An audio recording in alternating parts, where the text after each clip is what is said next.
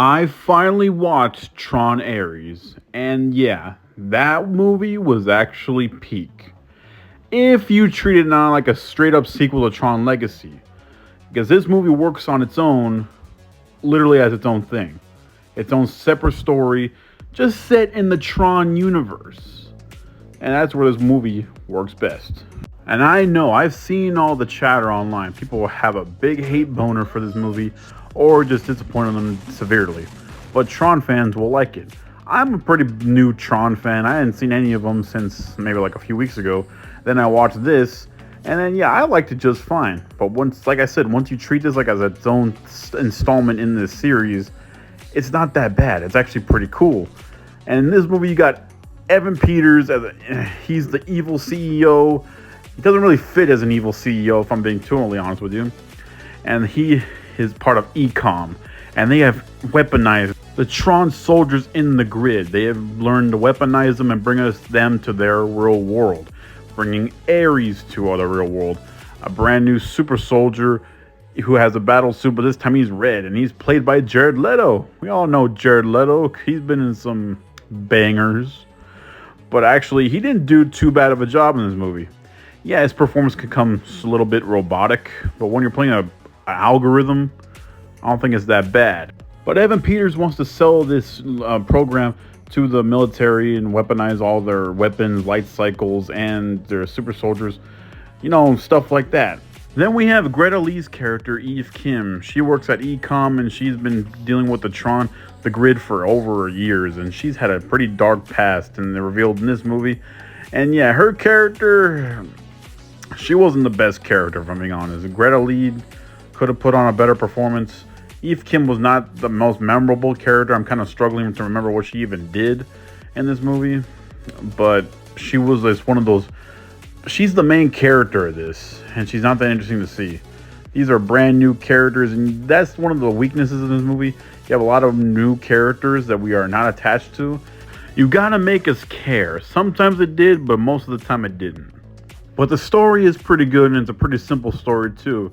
They weaponize this evil algorithm that just to make them do one thing and one thing only, just to get back this switch code so they can just be a whole new powerful, gain infinite resources. Hopefully like complete the code, because as of right now, these constructs of soldiers or weapons can only exist for a half an hour, 29 minutes. It's not a long time. And if they want to put these things into battle, they're going to have to last a longer time than that. Like kind of how regular life is. Just make them last infinite.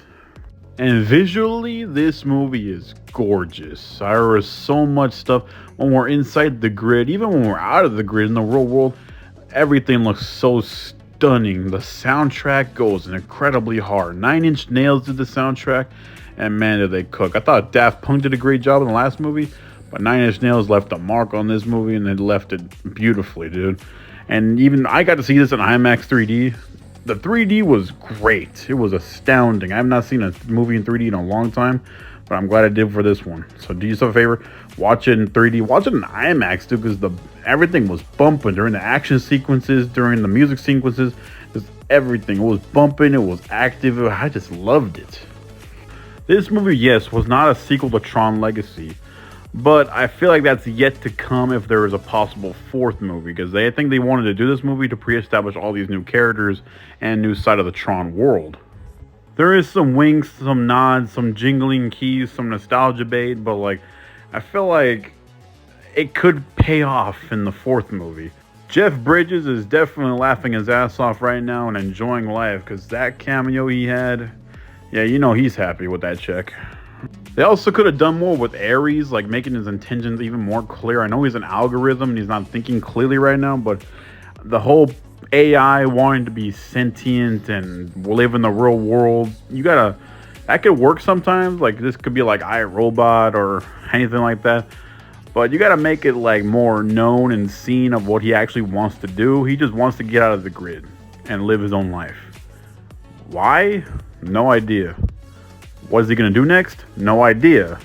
How's he going to live? I have no idea, because he's basically immortal, isn't he? Now, at least. So I think in the 4th movie, that could be an even better story. It just depends on you if you want to give it a shot, because this movie ain't doing too well right now. And yeah, I don't blame people because people really wanted that sequel to Tron Legacy, and this movie isn't that. So this movie is actually peak if you haven't seen a Tron movie yet.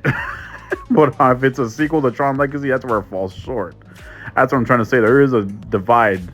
So it just depends on you, really. So yeah, the actors were fine, minus Eve Kim's actor. The visuals, the soundtrack, all great. It's an enjoyable movie. Tron Ares is a C. It's okay.